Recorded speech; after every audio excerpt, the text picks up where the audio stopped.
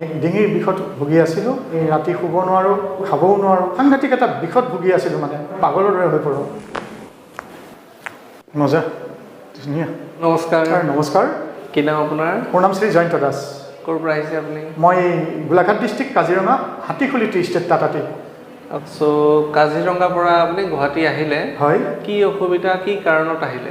ডিঙিৰ বিষত ভুগি আছিলোঁ আৰু বিষটো অলৰেডি মোৰ হাতলৈকে গুচি গৈছিলে। মই ৰাতি শুব নোৱাৰোঁ, খাবও নোৱাৰোঁ, সাংঘাতিক এটা বিষত ভুগি আছিলোঁ মানে।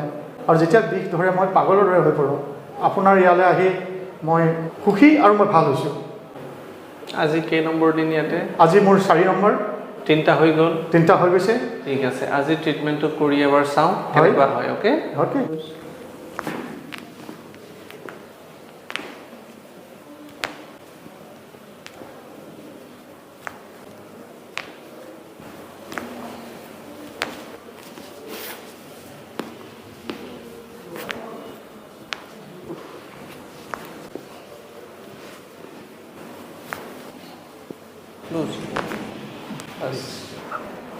মোটামুটি তলত নমাই দিয়ক, উঠক দিয়ক, খোজকাঢ়ি চাওক।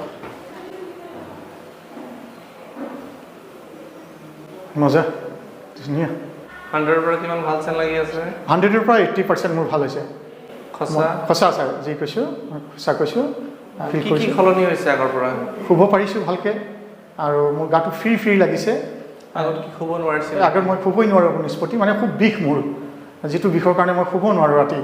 আৰু এতিয়া মই ধুনীয়াকৈ আৰামত শুব পাৰিছোঁ, খাব পাৰিছোঁ আৰু মোৰ ফ্ৰী লাগিছে গোটেই শৰীৰটো।